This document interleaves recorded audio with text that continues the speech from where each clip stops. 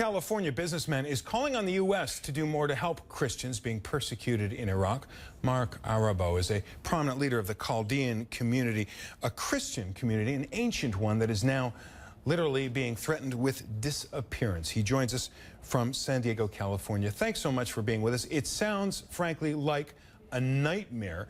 A group of extremists bent on atrocities is now openly and officially targeting Christians in Iraq. What's going on? This is truly a living nightmare that's not going away. Christianity in Mosul is dead, and a Christian Holocaust is in our midst.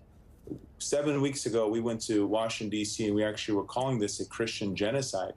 And since then, day by day, it's getting worse and worse. More children are being beheaded. Mothers are being raped and killed. The fathers are being hung. Right now, 300,000 Christians are in Iraq, fleeing, living in neighboring cities, just wanting a chance not just to survive, but to live.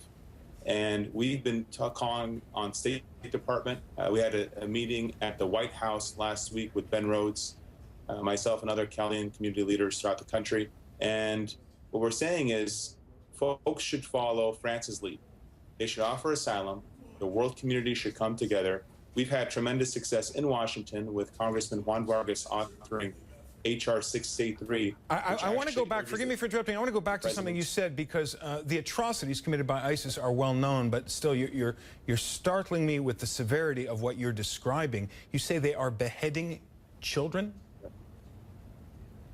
They are systematically beheading children and mothers and fathers. The world hasn't seen an evil like this for generations. There's actually a park in Mosul that they've actually beheaded children and put their heads on a stick, and they have them in the park. This is crimes against humanity. The whole world should come together. This is much broader than a community or a faith. This is crimes against humanity, and they're doing the most horrendous, the most heartbreaking crimes you could think of.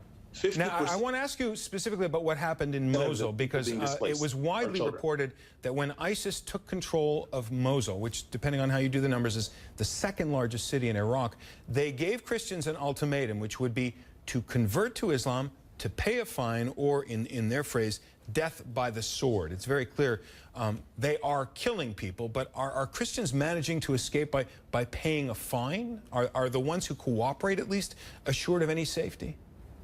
Sure. So the letter that they sent out with those three items, they did ask to pay a fine, but they're actually, after they pay a fine, they're actually taking over their wives and their daughters and making them into their wives. So really it's convert or die, face death by the sword. Christians, 95% of all Christians in Mosul have fled, and 5% have converted. They've marked the red death stamp of ISIS on Christian homes, and basically saying, we know who you are, and if you come back, you will get killed.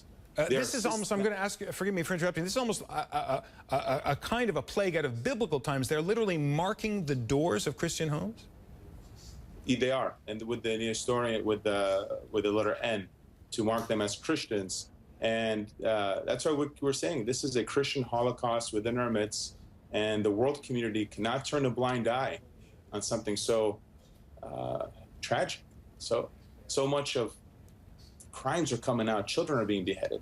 Folks are being killed just because they're being Christian. And it's happening right now. And France is leading the way.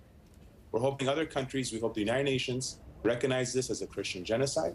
We hope everyone steps up and offers these folks a home, because this should never be happening in 2014, and it is.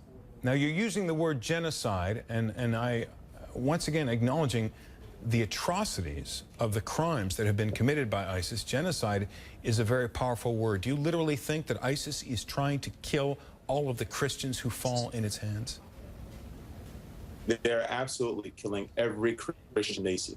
This is a genocide in every sense of the word. And they want everyone to convert, and they want Sharia law to be the law of the land.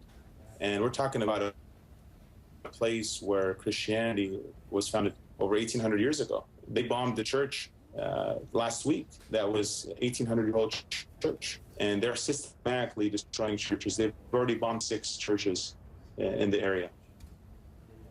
And no one stopped them. Mark Arabo, speaking on behalf of the Christians of Iraq.